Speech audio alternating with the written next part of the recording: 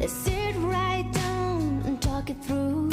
You found a little love and give it back again. Is it supposed to be this hard? 'Cause you're tired of sitting here on your own. Yeah, you're tired of the feeling that you need someone. You found your peace no matter where you are.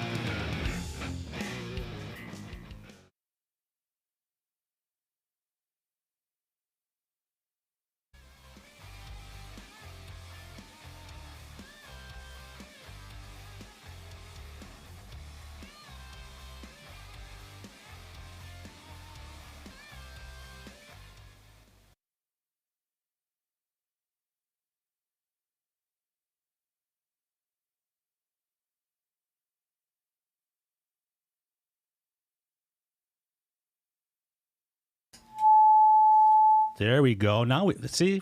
I told you we're gonna break something tonight. If it's the last thing I do. So, how's everybody doing?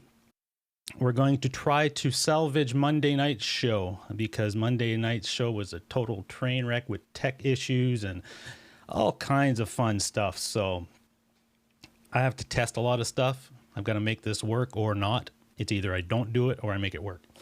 So, I got these new glasses. See, pretty cool.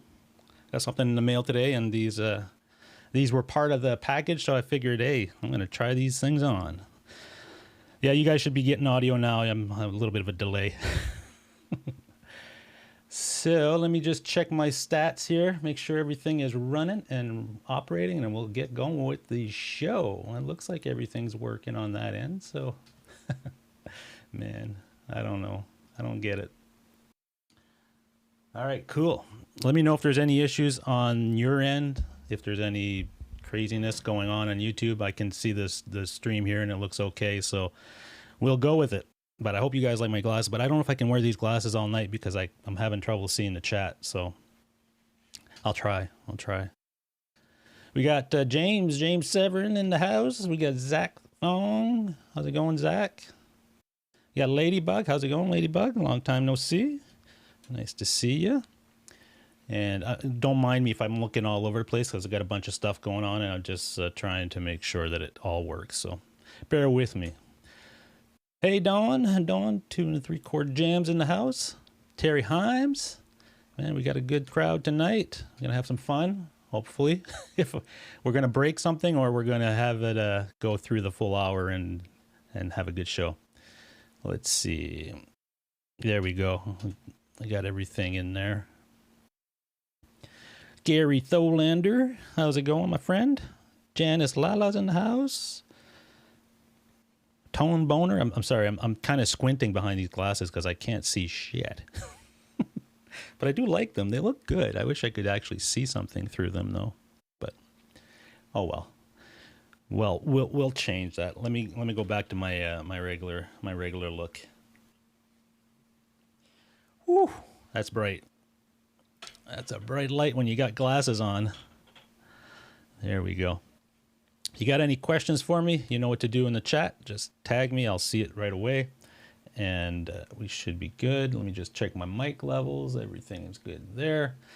So yeah, a little bit of an issue on Monday night as far as trying to live stream. Had some issues where the stream dropped, came back. It was all out of sync. It was just a mess. So I actually took that down from my YouTube channel and just figured I got to figure this stuff out. So I got some new little bits and pieces to try to boost the internet a little bit to give me a better feed to YouTube, at least a stable feed. I'm broadcasting tonight at 480p instead of 720p, which is what I'm trying to get to with this crazy slow internet. So we're going to go with 480p for now tonight to see how things are, and then I will push it to 720p and see if I'm able to do that with this new configuration system that I've got. And if I showed a little bit on Monday, but it was all over the place. But I got this new thing for the encoder where I'm using cell data and internet all combined into one, and it all mixes it up and gives me a good, well, semi-good signal. So let's hope that works, because if that doesn't work, I'm out of ideas. I have no idea what else to do unless getting a satellite truck outside to give me a broadcast station quality or something, because I have tried everything and it's just, man, it is a struggle. Our download speeds have improved a lot here. It is actually very good, and I can stream videos a lot better and stuff as far as watching them. But for me to stream out to the internet, our upload speed is 1 meg, and it's never 1 meg solid. It's always like fluctuating everywhere, and YouTube doesn't like that. So with the combination of the cell data and the wired internet, I'm hoping that everything together kind of helps me out a bit. Who knows? We'll have to wait and see. We got Dale Palmer. Hey, Ben Coombs. So this is a little weird for me to broadcast on a Wednesday night. I'm used to watching the live wires on a Wednesday night, but they've moved their show to Monday. So I said, well, I've got some testing to do, and I've got some stuff, and I want to redo my Monday show, because not redo it, but kind of have another crack at Monday Night Ramble doing it on a Wednesday because of the train wreck that it was on Monday. So we're going to go with that. I didn't start off the show with jamming or playing a song, but we will do that midstream, and you guys will have a chance to join me in that as well. The song, by the way, tonight will be in E. So if you've got a guitar next to you and you've got an amp and you're tuned to standard in E, you might want to join in the jam. It's not a hard song, and I'm sure it's a song that everybody knows, but we will see when we get to that part. Let me double check the chat, and we'll get moving to next on the agenda. Let me see. Cool. Don asked, do you have Helix Floor? Any knowledge of which switch buttons? I'm having trouble getting to the back. Oh, no. I've got the Helix LT. It's the same thing as the Floor, except it doesn't have the little LCD displays right on the switches. But no, I don't have any issues as far as like switching the buttons or anything. I don't do a lot of switching, to be honest with you. I put my snapshots on the bottom row, and I kind of switch between those. And the top row, I've got like 4 pedals that I can turn on and off if I need to, like a chorus, a delay, and an overdrive or something like that, depending on the patch. But I typically just go between my snapshots on the bottom row. So I have clean, crunch, lead, and maybe another kind of freaky thing or whatever. So I kind of only switch on the bottom row in my wah if I'm doing any of it, because a lot of times I'll just set it on crunch or something, and I'll just kind of play and jam through things. So it's not an issue for me, but I understand that it could be an issue for folks that have to do a lot of, tap dancing on a pedal board or something. But David Ennis, how are you? We got Rick Hefner in the house. Cool.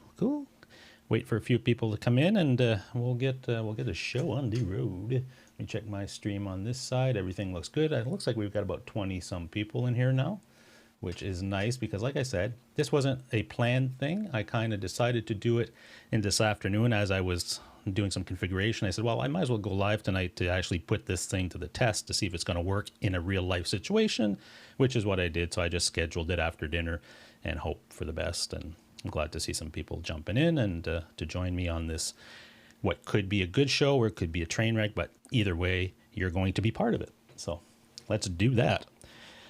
Let's see. What's the first thing we should do? Let's do news.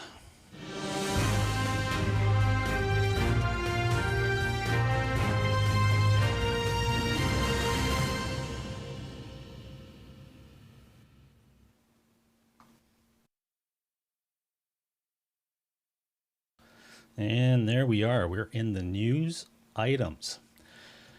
One of the news items that I saw today that really interests me, I'm a huge Leonard Skinner fan, as most of you that follow me know.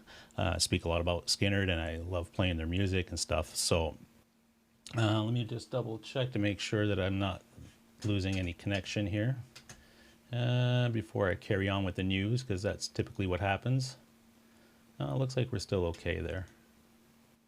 Should be all right.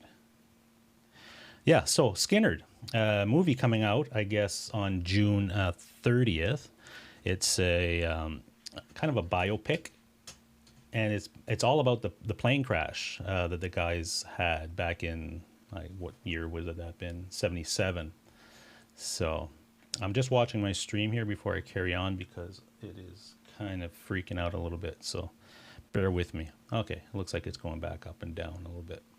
So yeah, they're releasing the movie on June 30th, and it's it looks like it's an interesting movie. I know a lot about that plane crash and what happened and stuff. It's so it's called Street Survivors, and it's from I guess Artemis Pyle, the former drummer. It's from his experience, and he actually helped with it. Well, I guess they took a lot of his stories and stuff from before he passed.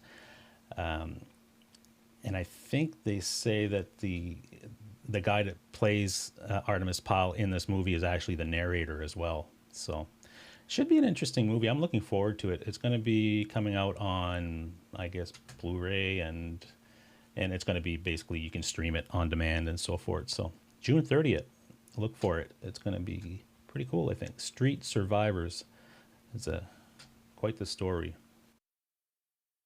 Make sure that's going, and we'll move to story number 2, and that looks okay there. Well, okay. Well, I'm seeing all kinds of stuff on my screens here.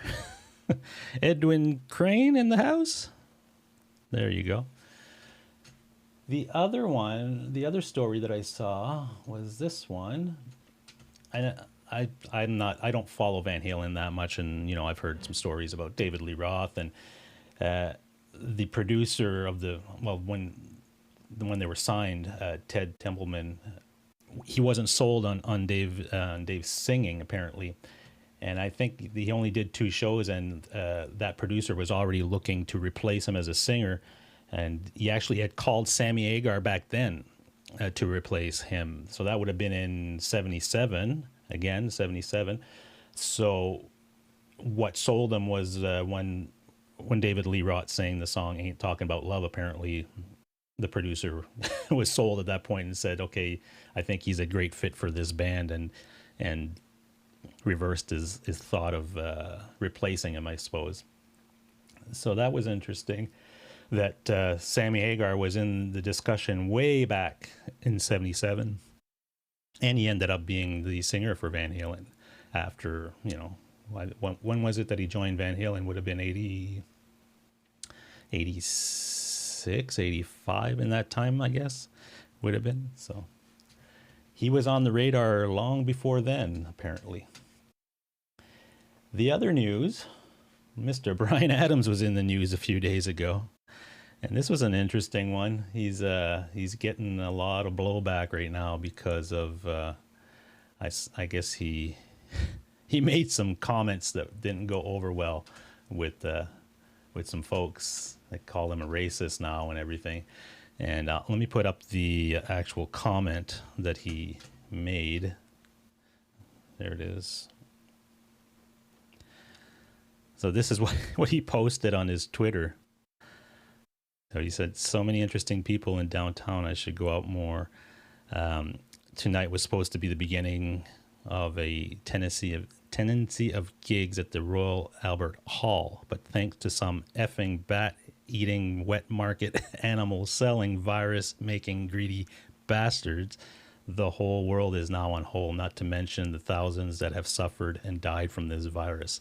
So I think Mr. Bryan Adams is having a bad day, and he's letting the world know. Apparently, the day after this happened, he did post a somewhat of an apology, I guess, or something.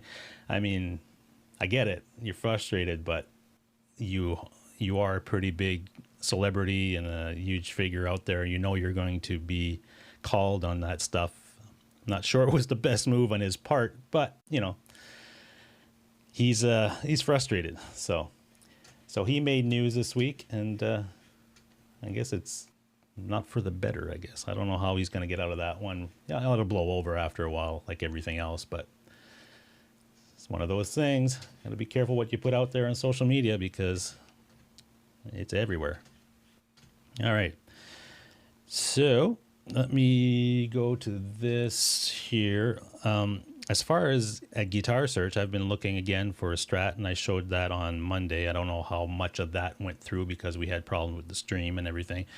But let's look at what I found today. This is new to me. It might have been on the site for a week. It says it was posted 5 days ago, but it's the first time I've seen this one. So let's go have a look at that.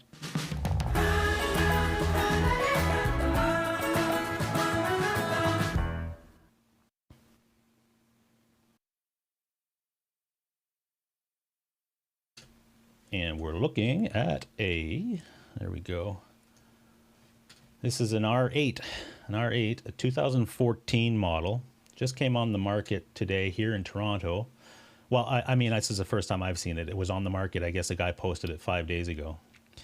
And it's pretty nice guitar. I mean, I was not looking for an R8, but when I saw this one, I was like, wow, this thing is really good shape. I love the color. The top is really nice. The R8s don't usually have a really flamey type of top, but this one is, you know, pretty cool. Here's the back of it. There it is there. It looks really nice. There's the little medallion in the back. There's the serial number, which is an R8. And there's the side profile. I guess you can kind of see it. It's a pretty, I mean, the neck for me doesn't bother me. I like the big necks as far as that goes. I guess it would be similar to my R6, maybe. Yeah, pretty much the same as my R6, I think, and I'm very comfortable with my R6. So this one I would have no problem with it. But I'm not in the market really for a Les Paul. I'm in the market more for a Strat. But when I saw this one, I was like, man, this thing is really nice. The guy bought it brand new at Long and McQuaid here in Canada. So he paid a pretty penny for it. That's for sure, because R8s here in Canada, you're looking at brand new 6,400, 6,700 plus tax in that area, depending on the color and all that stuff. So yeah, that's a pretty. And this guy's asking $4,150, and this is a 2015. And he says no trades. So sometimes what I like to do with these sellers is go look, because he has other listings, right? So he has 6 other listings here. So I like to go and check what else he's got just to see what this guy's into. And I found it funny because he's got this great R8 and everything, and the other stuff he's selling is like these miniature type of toys and stuff like that, which is completely unrelated to guitar. But I figure, okay, let me check what this guy's into, and if I've got anything that I can offer for that he says no trade, but sometimes you can get a lot by looking at a person's profile, that other stuff he's selling, the stuff he's into. And if you happen to have some of that stuff and you're looking to get rid of it, or maybe use it as a trade or something to help with the deal, it's a good way to kind of source things out. But I don't have any of these types of toys and things that this guy might be into. So I guess it's a moot point at that. I don't think that will happen. So let's go to my Strat list. My Strat list is here. This one came on the market right here. It's a 56 reissue, which is what I'm looking for. I found 2 that I really like, and they're both in Montreal, I guess, area. So I wish they were closer, because then I could actually go and see them. But this one here, it's kind of that tobacco burst type of thing. It's not as nice as the other one that I'm looking at, but it is cheaper as far as the pricing goes on it, and the guy's willing to deal a little bit more. But yeah, it's in good condition. It looks really good. You can see the kind of I don't know what you call that, this checking in the finish or whatever, because it is kind of a relic, I suppose. So, but it looks like it's in good condition. It's just, There's the other one. The white one is the one I really want, and I don't know. I have to see if that guy wants to deal, and I don't know if he does. Not yet, anyway, that I could see. I'll show you the one that I really want. Is this one? This is the one, but the guy's asking 3,800, and I sent him a message this week to see if he still had it, first of all, and he does, and ask him if he was looking for any offers or trades or anything of that nature, just to feel him out, to see where he's at, and he wasn't looking at dropping the price just yet, apparently. So, but he's in the Montreal area too, so it's a little bit of a, if you're going to pay that much for an instrument, especially a custom shop, sometimes it's hard for me anyway to just kind of put down the money and get the thing shipped and hope for the best, right? So we'll have to wait and see. Maybe I'll wait a few more weeks and see if this thing moves in price and see if there's any other opportunities that come out, and we'll see at that point. But this is really the one that I like out of all the ones that I've been looking at. It's the color I like, and it's the neck I like, and there it is. So that's a guitar search for today. Let me go back to my main camera here. There we go. Let me go to chat real quick. What time is it? It's 9:20, and we're still streaming, it looks like. Nothing crashed or broke just yet. Thank God. The signal says it's excellent connection on YouTube, but I'm looking at my stats here and it's moving all over the place. So it's a good thing I've got those cell modems along with the hardwired internet to kind of bounce between each other, because if I just had the hardwired, I don't know if it would hold up. But hey, whatever. It works. As long as it works. Let me go to the chat. Let's see if I missed anything here. Guitar Hack, how's it going? Let's see. I saw something here. Somebody asked a question. I think I missed it because I was rambling. It's Wednesday night ramble. It's not Monday night, but it is Wednesday night ramble. I like to ramble. So BB Maid, what's going on, my friend? We've got a few new people in here. We've got about 30 something people in here tonight, which is a Wednesday night kind of off the cuff. That's pretty cool. Oh, really? BV Ninja. How's it going, BV? Sad news. Melissa Etheridge's 21-year-old son died. Wow. What did he die of? 21 years old. Was it the COVID stuff? I didn't hear that. Wow. That's sad. Let's see. Rick Hefner says it's always a bad day when you need to wear a mask to survive. I know, right? Yeah, it's crazy times. It really is, man. I don't know. I'm sure it'll get back to a little bit better soon. I'm hoping. In Ontario, they're starting to open a few things up. My wife went to the store tonight, and she said it was pretty dead as far as like there wasn't that many people in there, and she sees people around that maybe wear a mask, and we don't yet. I mean, we haven't been that too many places really since this whole thing started. But if you feel better wearing a mask, we have them, but I haven't been anywhere where I needed to wear them. And the stuff that I went to buy at Best Buy or at a computer shop to get some of the cabling and stuff, the way that works is you go online and you order it, and you go to the door, and there's a guy that meets you at the door and says, ask your name. He goes back inside, brings you your package, puts it on a table, and he walks back in, you grab it. So it's really, really disconnected as far as that goes. But I think this next couple of weeks, there's actual like stores you can go in, and there'll be some regulations, I'm sure. But it's going to be a little bit of time to get back to anything normal, I suppose. But, we deal with what we have. What do we got? Quentin, how's it going, Quentin? Quentin James. Yeah, it's cool. Alan Robinson. Ah, that's a new name.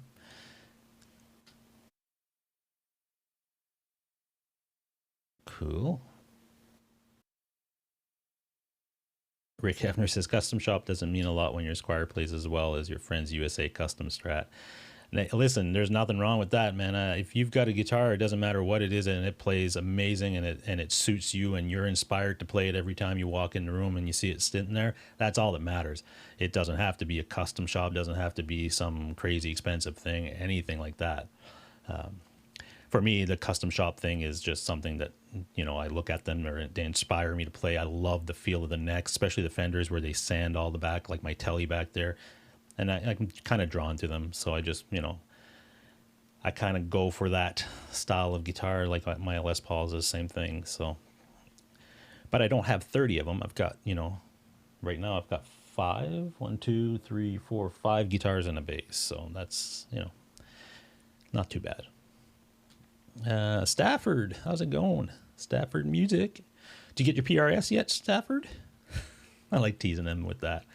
If you don't know the story behind Stafford Music's PRS, is that he ordered a real cool custom built thing from PRS, and I guess it was around the time that the Silver Sky was coming out, and PRS was really, really busy, and he waited something like 24 months or 18 months to get that guitar because of the backlog of all these other things that were going on with the Silver Sky. So every time I see him or see him in the chats and stuff, I always give him a hard time about that.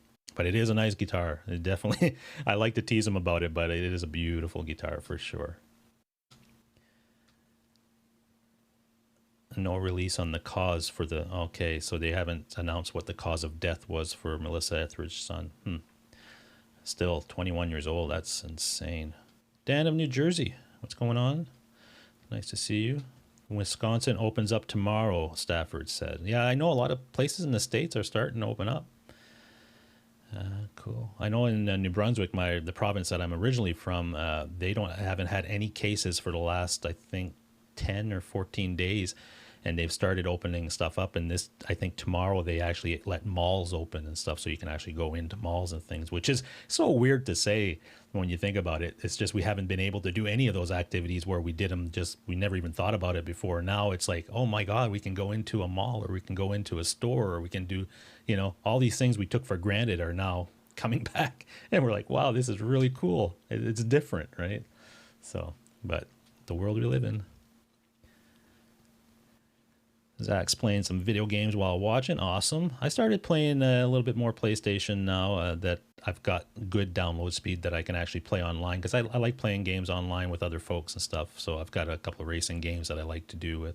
And Call of Duty, I used to do that way back. I'd like to get back into it just for fun, play an hour here, an hour there. I don't spend a lot of time doing it. I just don't have the time anymore like I did, 20 years ago or whatever it was that I was really into it.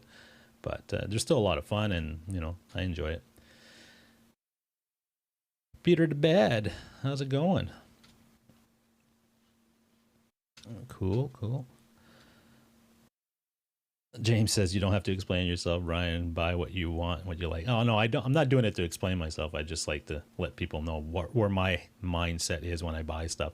And I don't really care what anybody says about that stuff. Again, it's each individual's decision on what they like and what they want to buy and what they want to spend their money on. We work hard, and we earn what we earn, and the way we spend it is up to us, I suppose. So I don't take any offense if anybody even says anything about it. I just do my thing, and that's the way I live all my life. That's just the way I've been. So I don't really focus on that side of things. Let's see. So Stafford says his next guitar will be a Schecter. Schecters are nice. They are very nice. I've played a few of them at NAMM. I've never had any issues with them. Again, my style of guitar, if I'm going to be spending any money on a guitar, is going to be on the really focus on the style that I'm really drawn to. But, if I had unlimited funds and I could get anything I wanted or whatever, and I could just have hundreds of them, a Schecter would be part of that for sure, because they do play very nice, and they're well-built instruments for sure. They're just, it would be something that I would play once in a while. It's not something like my Les Pauls that I pick up every day. It's just not one of those things for me, but they are nice. Headstock Harem, how's it going? I don't like to get mauled at the mall. I know, right? Well, it's going to be interesting. First, I'm looking forward to Cosmo Music Store opening again. I don't know how that's going to work because it's been a while, and I used to go there at least once every 2 weeks or whatever. I'd walk in there and look at the new stuff and play guitars and check out the amps and everything. And it's been well since February, I think, since I've been there. So I'm kind of jonesing to go, but that's going to be a whole different thing. Even at music stores, how are they going to deal with that? They're not gonna, they can't sanitize every guitar in the place and every keyboard, and because people go in there and they play all this stuff and there's multiple people that touch all these things. So is that going to change? How is that going to change moving forward? Is that going to be like a new normal now where you can go to a music store but you can't pick up a guitar unless you ask the person? The person will come and wipe it down and stuff, and then you play it, and when you're done they wipe it back down and put it up. Is that going to be the norm? I don't know. It's going to be an interesting process getting back into these things because of everything that we just gone through.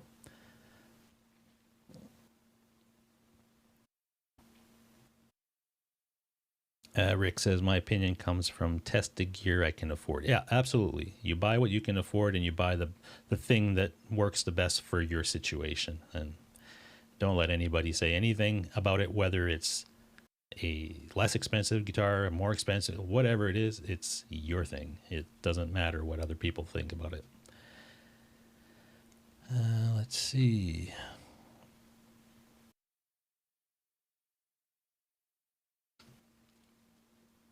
Rick says you want to play the guitar that appeals to you as well as it plays in sound. Absolutely. Let me just double check everything's going good. Yep. Start learning to play with gloves, BV Ninja. Yeah, good point. Good point.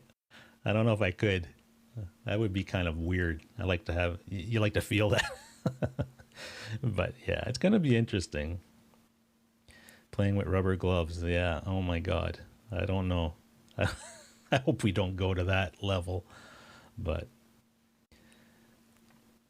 yeah, all you need to do is inject bleach and UV light and you'll be fine. According to somebody that believes that. Who knows? All right, Joe, go pee-pee. I got to go pee-pee after the show here. So, okay, so we're at the half hour mark. What do you say we do a jam? I told you guys what the jam is going. Well, I didn't tell you what song it's going to be, but it's a song that everybody knows. It's tuned in standard tuning, 440, and it's E, in the key of E. It's a pretty easy song. So if you've got a guitar next to you and you want to have a little jam, a little fun, what do you say? You want to try it? All right, let me see if I can figure this situation out because it's a little bit different. Let me go here. Let me say, if I do this.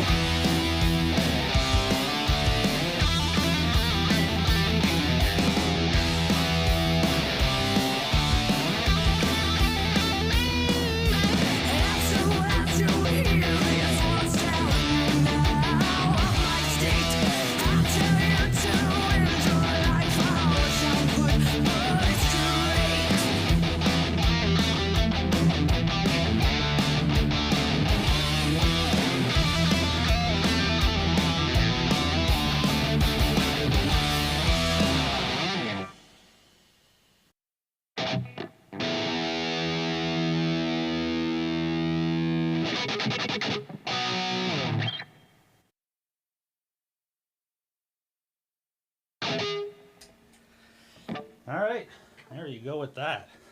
Hopefully you can hear me. Did that work? Did that work? Let me know. Okay. Let's see if I'm still, yeah, it looks like it's still going. We're doing well, folks. We're at the 36 minutes. Awesome. Let me put that up a bit so I can hear what's going on. Let's see.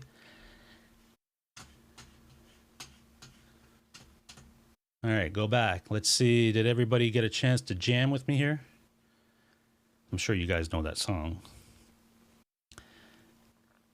Flipside music is having isolated rooms treated with light that kill. Really? Wow. Well, there's an idea. I mean, that could work. That could definitely work. There you go. Okay. Tonight's guitar is a Les Paul. Go figure. Les Paul custom. Probably my favorite guitar, I think, is this one. I like them all. It's hard to say, but I tend to pick this one up a lot.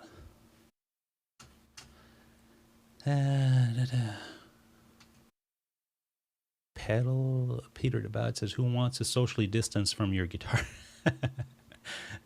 Yeah, socially distancing at music stores is going to be interesting times. Let's see what guys are saying here. Yeah, that was Paranoid. That wasn't, obviously it wasn't Ozzy or Dio singing it. It was a band called Lilac, something like that. I like them. They do, they're young kids and they play some covers. They play some Dio, some Sabbath, some other stuff, and they play some original stuff too. And I like the singing of that girl. She's really, really good. So that's what that was. If you're interested in finding that song online, just look for Lilac. How do you spell it? Lilac, I believe. And I think I saw somebody had mentioned that in here. I think Stafford knows. He posted it in here as well, the name of the band. But they are really cool. And they're just kids, man. So they're like teenagers and they rock. Really do good. Let's see. The first pop song Sabbath created. I know, right? I've played that song so much on bass, not on guitar. As a bass player, well, a lot of the bands that I played in, and including the last band, Smeer, we covered that song and we played it live all the time. So a lot of fun. But I never played it on guitar, so it's kind of cool to play guitar on it. I'm trying to do some lead parts. They're not the lead parts that Tony Iommi does by no stretch of the imagination, but they're just stuff that I put in there that I would do if I was, playing lead guitar on that song. That's what I do with a lot of lead playing now, because I'm not I'm just still learning all this stuff. But when I play leads, I follow some phrasing of songs that I've really dominant phrasing in their solos that have to be there type of thing. I kind of follow those, but I really go off on my own thing and try to put my own spin on the stuff and what I'm hearing in my head as far as that song goes, and I try to incorporate it. But I've come a long way when it comes to playing leads, understanding modes and a little bit more of scales and things like I was never into that when I played bass. I knew some standard stuff, but as far as I never played guitar, so I never focused on the leads. And it's been an interesting journey. The last year, I think, when I look back at videos that I did when I got back into it back in early 2018, and I look at a video that I did like last week or whatever, I can definitely see that, I've passed a few milestones as far as playing wise, which is nice to see, because at some point, sometimes you plateau and it's not really inspiring because you're doing the same thing over and over. But because I've had so much stuff to learn that I didn't know, it's been a good experience for the last 2 years because I've seen a progression. But I need to push myself even a lot more now to really dive into this stuff. So, but it's fun. It's why we do it.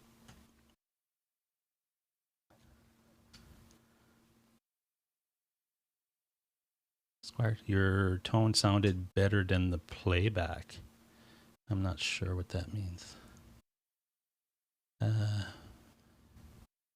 Yeah, this guitar is insane. Anybody that's out there that likes Les Pauls and never tried a custom, if you ever get a chance to go to a store and they have it or whatever, if you can ever go back to a store and play a guitar, who knows?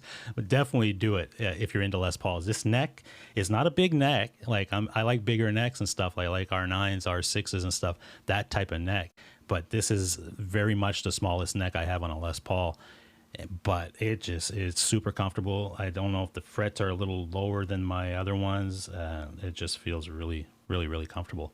So, and it's definitely a different sounding guitars than like my R9 and I guess that's the only one I have humbuckers. The other one's a P90.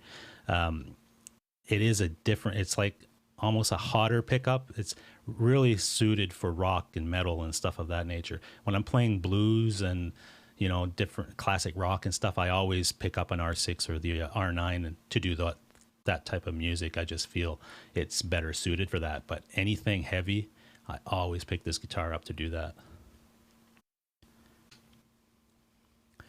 Let's see. Does the custom having fret markers at the first fret ever confuse? No, that doesn't confuse me at all. No, I don't even notice it, Quentin.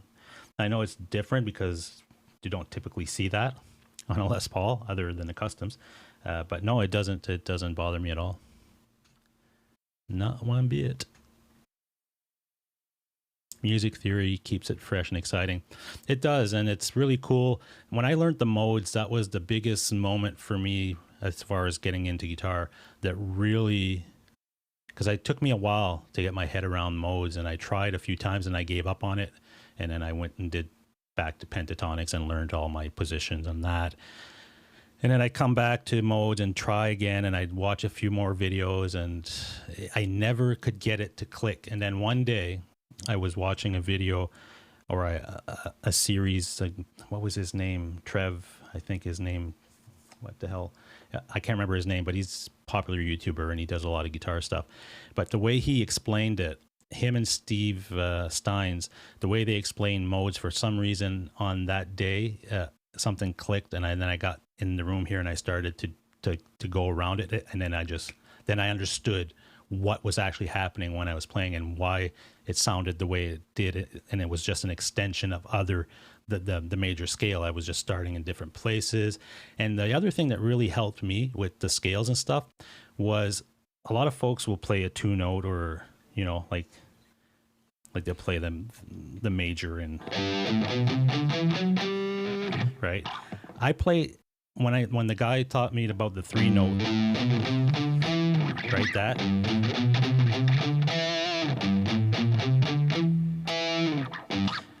And then when I learned the three note stuff, and then I knew where to do everything all over, that was like, that's the way I see the neck now. I don't look at it any other way when I'm playing. I don't, if somebody plays a major, and says, oh, just jam along and play the major scale or whatever, I won't tend to go like that pattern. It'll always be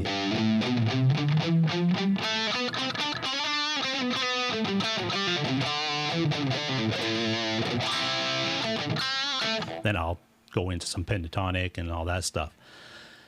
So little things like that. I think the more you learn and the more you go out there and try different things, you figure like something will click in your brain, and that's when you'll get it. Because like I said, it took me forever to get my head around modes, and people kept telling me it's so easy. Oh, it's like this and it's like that. It didn't matter what people told me. Every time I watched a video or tried to understand it, I would just get so frustrated because I couldn't do it. But now it's no problem. Somebody says, oh, I'm playing a classic rock song or whatever. It's in Mixolydian or whatever, I know where to go, and country and all that stuff. It really helps when you're learning songs too, because I can learn a song and I can see where the chords are, and I know, okay, it's in this mode, and I can play these notes with it, and I can really experiment with stuff. So definitely helped me, and it took me a while to get it though. I was pretty discouraged for a while. I said, I'm never going to learn this, but Janice broke the tuning peg on your acoustic electric. Oh no. Well, I hope you can get that repaired. That sucks. Let's see. Again, if you do have a question for me, just put it in the chat.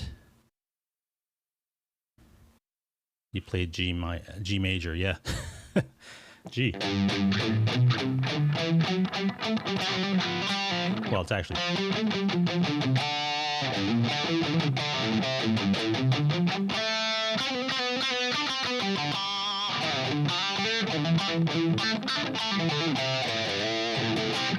That's all in G. Smoke break? I don't smoke, sorry.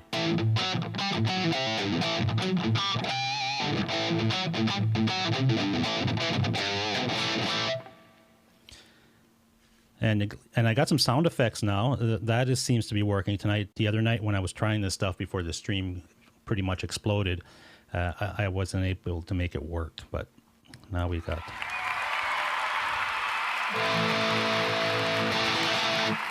There you go. And we've also got, when Quentin says a joke, we have a little bit of laughter. There you go. And then I do not understand. we've got that guy.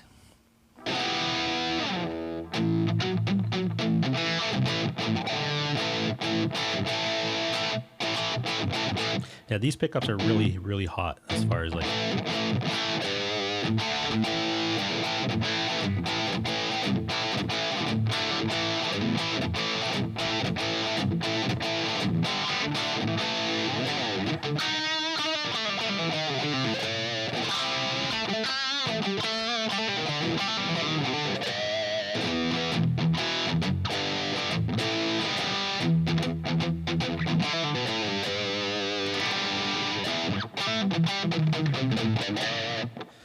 I don't know. I like it. I like it. All right.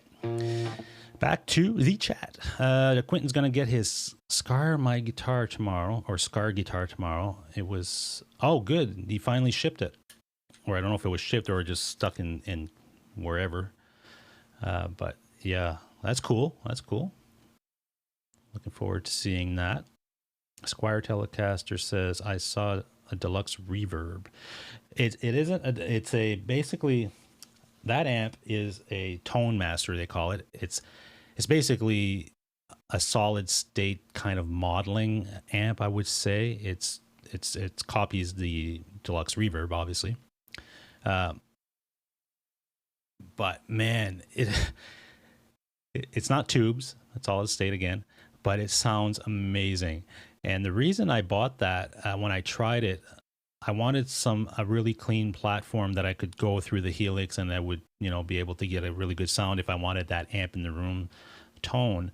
And I saw the amp first at Summer NAMM and I was like, that's kind of gimmicky. And so I didn't really give it a chance at that point. But then I looked into it more and I saw more people online doing a lot of reviews on it, like really high-end people, like reputable people that know what they're talking about. Did reviews on it, and everybody was raving about this amp. They said it was amazing and it sounded great and all this stuff. So I went and tried it for myself, and I was like, wow, this thing sounds amazing. And I actually tried it again at Winter NAMM. Didn't really get a chance to play it that much. In Winter NAMM, you can't hear nothing. It's like crazy in there. But then I went to Cosmo and I was trying amps, and I was going to buy a Friedman, and they're cool. There's nothing wrong with that, but that's not really, I didn't need that. I just needed a good, clean platform that could do some of the stuff that this amp does. And this amp has attenuation in it, so I just put it, it's super loud. You could gig with that all day and never have a problem. It's super light. I think it's 25 pounds or something crazy. It's not heavy at all. And it takes pedals like you wouldn't believe. It sounds really good. I have my Helix going through it, right through the front of it, and all my tone and everything. Even with IRs, it sounds really, really good. So, and there's a XLR on the back that goes right into my board. If I want to use that, I usually don't. I go right to Helix directly into the software and I can record and stuff using that. But if you want, you could go right out of the XLR of the amp and still get whatever sound is coming out of the front. It's really true to that. It doesn't really color, like some XLR outs have processing done to it. So when you hear the amp in the room, it sounds a certain way, and then you plug the XLR into a PA or a soundboard and stuff, and it sounds a lot different. This one doesn't do that as much. It's pretty accurate, so which is another reason I really like that amp. So that's what that amp is. So thanks for asking, and hopefully that answers your question. But if you do get a chance to try an amp like that, I think it's pretty cool. Let me see. Did I miss something here? Quentin says you'll leave the guitar out for 14 days. Yeah, you have to. It has to be in quarantine before you can take it out of the package.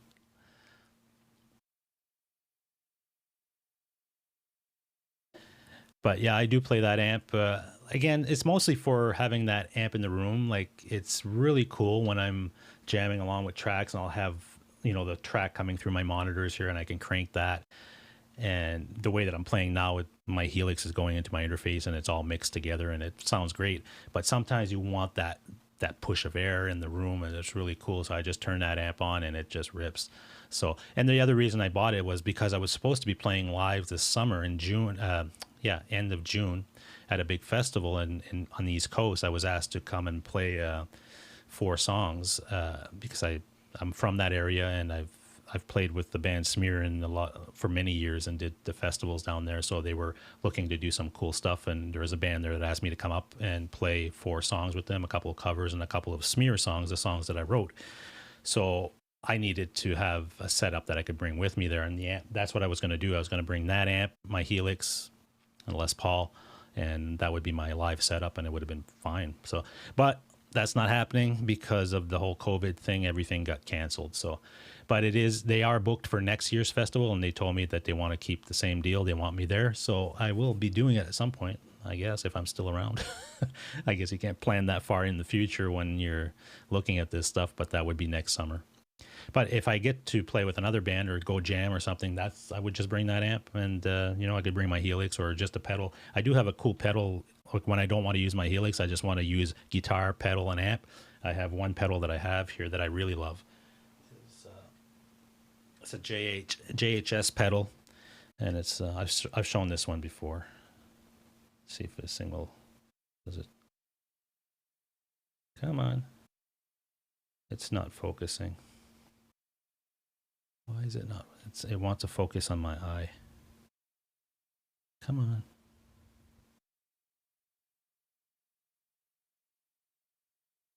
Oh well.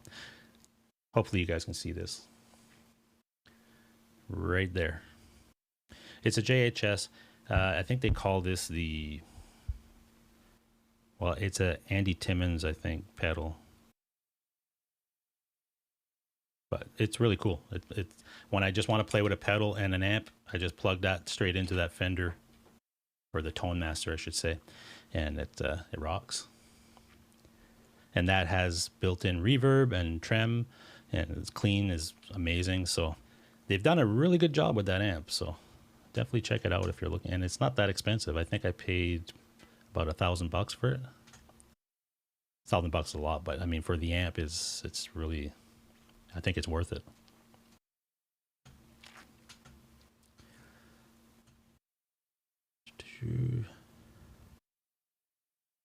James, it made it in one. So did you get your guitar, James?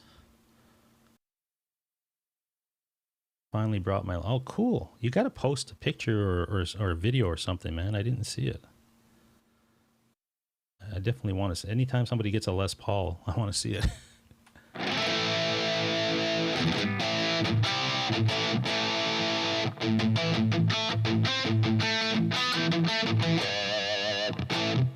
Brad Miller.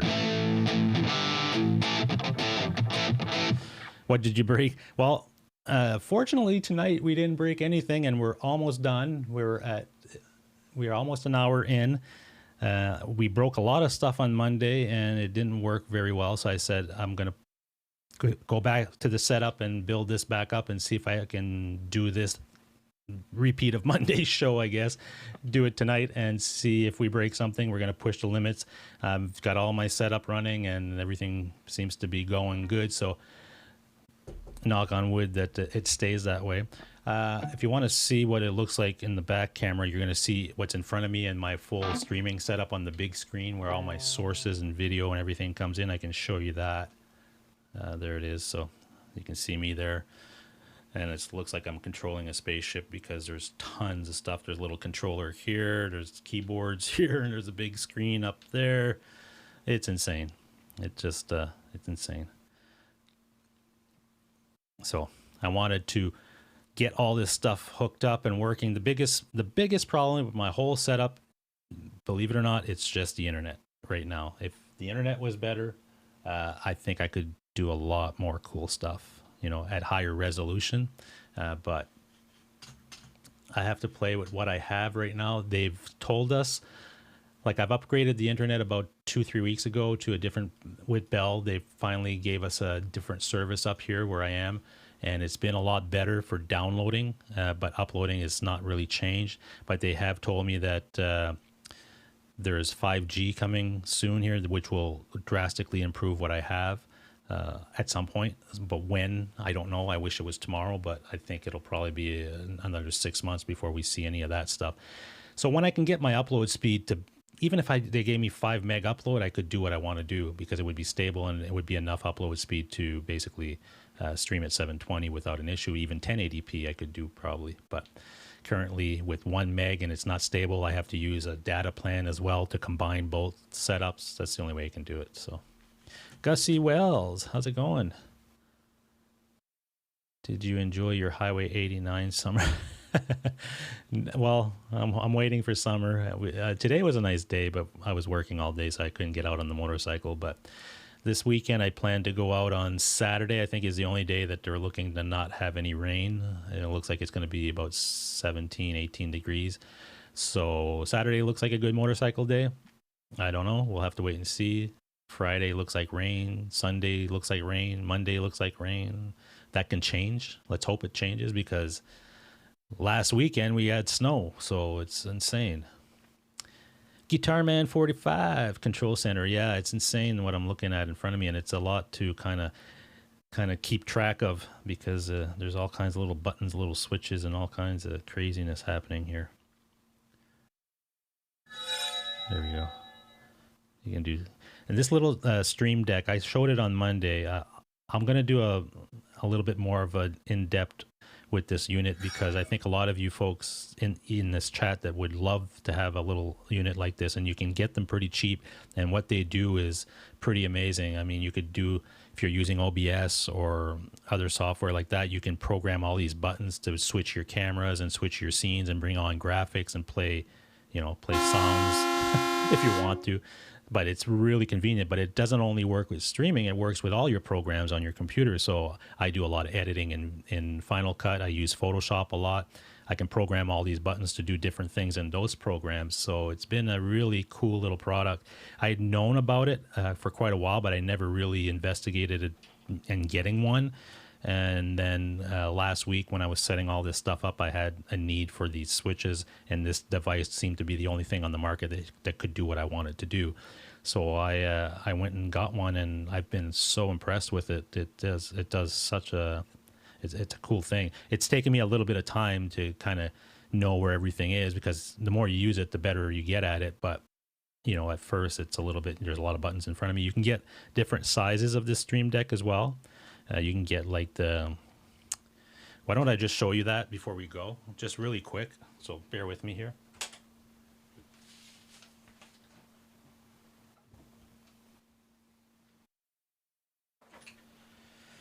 Let me see. Here's another test. We're going to see if we can break this. So I'm just going to show you that controller real quick before we end the show so that at least you'll know what the hell I'm talking about here. I showed it on Monday, but I'm not sure how well that all went through. Where is my app? So what I'm going to do here is there's an app that talks to my system via the network that turns my phone into a camera. And if everything works here, I'll be able to do this. Let's see if I, and then I've got to come up to my software and tell my software that I'm looking at Ryan's iPhone. No, it didn't come through.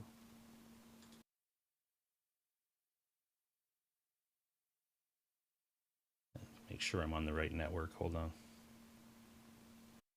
No, I wasn't. Sorry. So again, the other thing you have to do with this app and this networking stuff, you have to make sure that you're on the same network as everything else. I have two networks here at home. I have one that's wireless for different devices and one that's made for all this stuff here. So now I'm on my correct network. I should technically be able to take this and do that, which I can. Okay, cool. So let me switch to that. I have to do this with this here. There we go. So this little controller here called a Stream Deck, they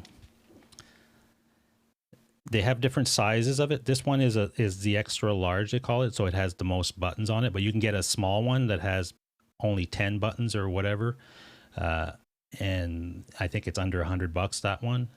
But you can control a lot of stuff with this. You can, use it to open web pages. You can use it for different programs. Like I said, I've got all this, and it has different profiles. So if I touch this button here, it'll go to a different profile. I won't touch it now because we're in live and I don't want to screw anything up. But you can have one screen that's only for this program, and another screen when you hit that button is going to change your buttons to be just your live streaming setup, and another button that's going to be like your home screens. And it's insanely detailed, the stuff you can do with it for not a lot of money really when you consider what you're doing with it.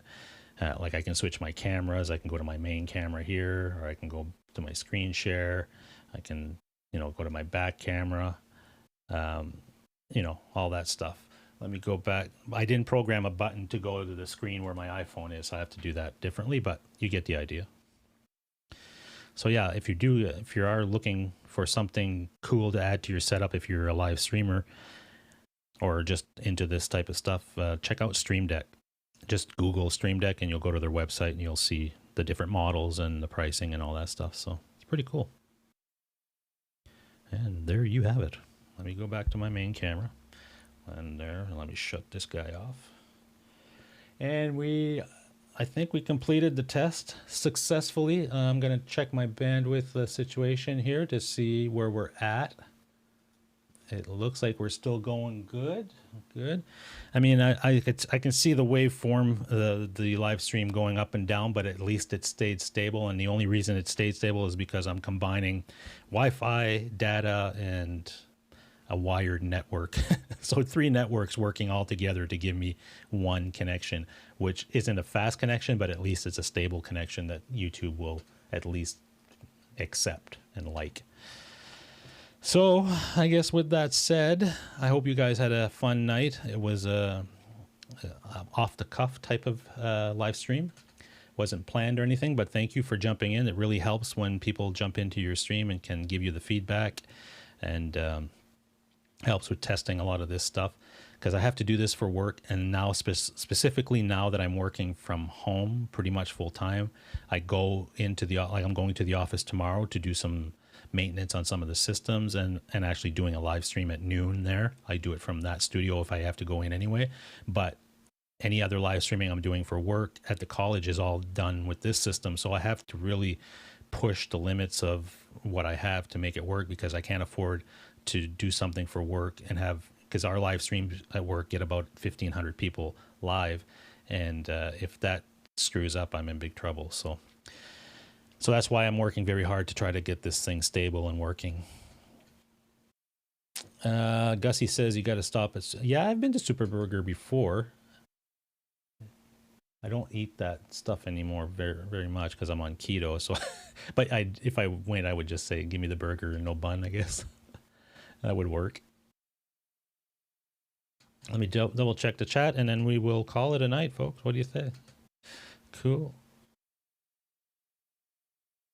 Yeah, the Stream Deck looks very handy for streaming. Yeah, it's really good for streaming. And what I found after buying it, I bought it for the streaming aspect so I can actually switch cameras and do stuff. But I've been using it for everything, not just the live streaming, for other software and stuff. So Yeah, you can like, oh, Guitar Meets Science, how are you? Nice to see you in here. Yeah, you can just program these buttons to do, depending on the software you're using. If you're using OBS or Wirecast or all that stuff, it's all integrated and it has a setup. When you're setting up your Stream Deck, it has its own software, and you can just drag, okay, I want this to go to scene one. You just drag that to a button, and you can put whatever graphic you want in this on these buttons. You can make your own graphics if you want, and it's a little digital LCD on here, so it's super cool what you can do with it. I once I got it, I started playing around with just programming my cameras and stuff, and then I started looking into doing different stuff. And for probably 2 days straight, I was just programming buttons and doing some stuff with it. Right, it was a lot of fun. Dwight Bailey, how are you, Dwight? The man with a lot of guitars and a lot of cool guitars. How's it going?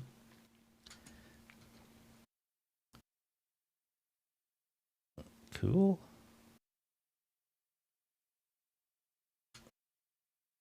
Let me double check everything good.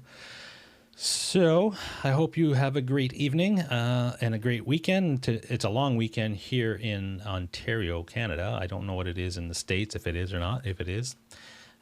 But every day it's so weird now when you're working from home full time because you don't have that separation anymore. Like you get up in the morning, I walk into this office, I'm working, and then I go and have dinner, and I come back here and do some stuff like this, what I'm doing here, or play guitar, whatever. But I'm always in this space, and it's a weird feeling when you're at work. At least when you leave work, and it feels that way.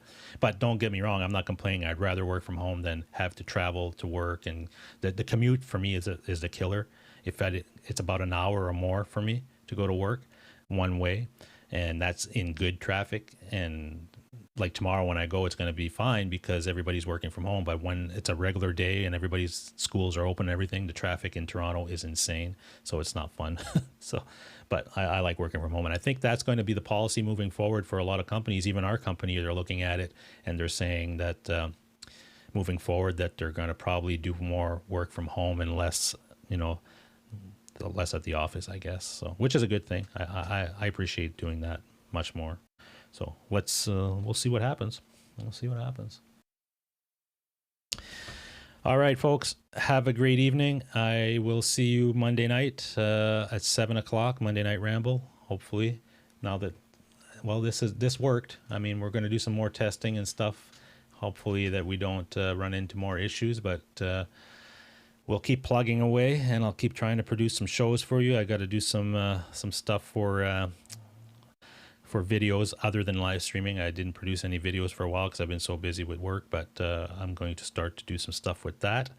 I am getting something. I ordered something yesterday that I've been waiting to order, but it's been on back order for so long, and yesterday it became available, and I hope to get that by next week if I can get that. It's a really cool thing. It's guitar related, so I'm going to be able to show you guys that as soon as I get it. I'm so excited to get this thing because I did try it. I tried it at NAMM and I was blown away, but you can't get the thing. It was just sold out everywhere.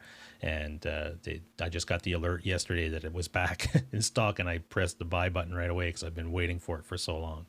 So tune in next Monday, and if I do get it before Monday or on Monday, I will show it to you that night. And if not, then we'll have some fun and do some other stuff on Monday. All right. So until then, have a great evening, and thank you for joining me. Rock on and play some guitar. Take care.